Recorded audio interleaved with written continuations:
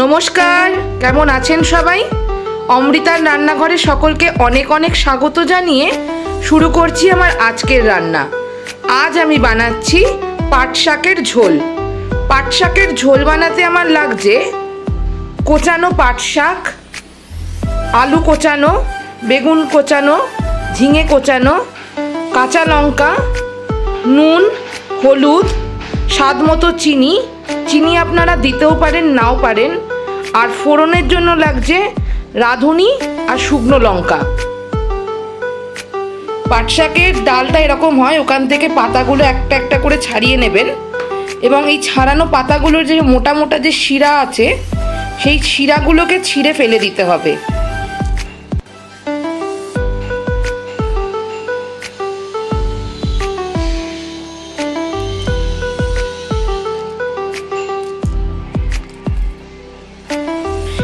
এই শিরাগুলোকে ছিঁড়ে দেওয়ার পর পাট শাকটা কুচিয়ে নিতে হবে, যেভাবে আমি কুচিয়ে নিয়েছি।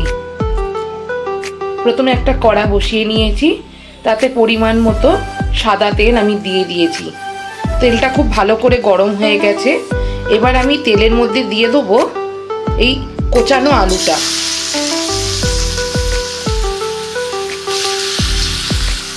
আলুটাকে খুব হালকা করে একটু ভেজে নেব। আলুটা খুব হালকা করে ভাজা হয়ে গেছে। এবার আমি দিয়ে দেবো ওই কোচানো ঝিঙে আর বেগুনটা।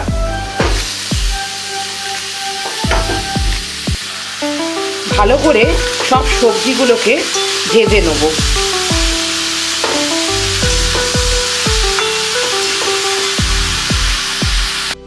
এর মধ্যে দিয়ে দেবো পরিমাণ মতো নুন আর হলুদ।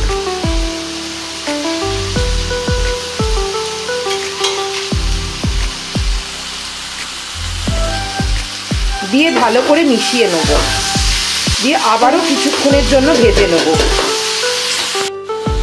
এর মধ্যে দিয়ে দিলাম দুটো কাঁচা লঙ্কা ফাটিয়ে।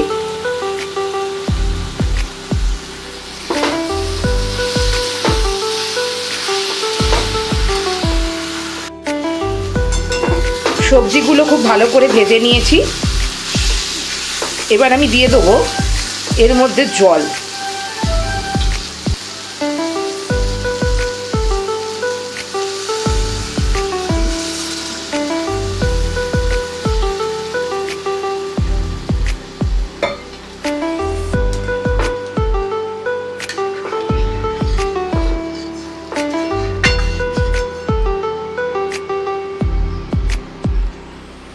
ঝোলটা একটু ফুটে উঠেছে।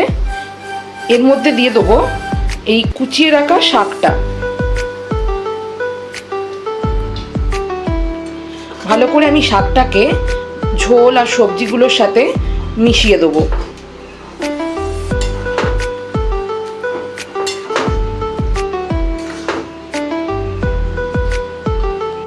শাক সব সবজি খুব ভালো করে সেদ্ধ হয়ে গেছে।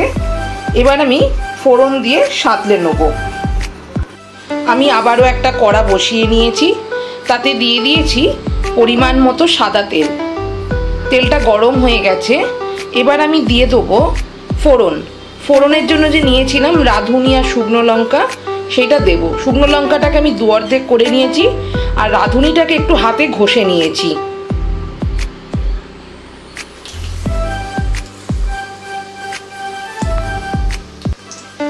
ফোড়নটা খুব ভালো করে ভাজা হয়ে গেলে ওই শাকের ঝোলটা আমি ঢেলে দেবো। ফোড়নটা খুব ভালো করে ভাজা হয়ে গেছে। এবার আমি শাকটা ঢেলে দিলাম।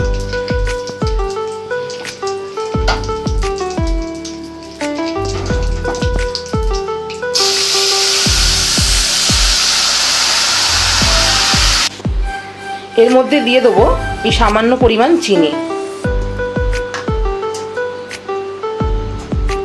আর দেব দুটো গোটা কাঁচা লঙ্কা। দিয়ে ভালো করে মিশিয়ে নেব। তাহলেই রেডি হয়ে গেল আজকের রেসিপি পাট শাকের ঝোল। আমি এবার সার্ভ করে দেব। পাট শাকের ঝোল একদম রেডি। আমি সার্ভ করে দিয়েছি। এটি গরমকালের একটি খাদ্য। অবশ্যই বাড়িতে একবার ট্রাই করবেন, আশা করছি খুব ভালো লাগবে খেতে। এই রেসিপিটি যদি আপনাদের ভালো লেগে থাকে তাহলে একটি লাইক করে দেবেন।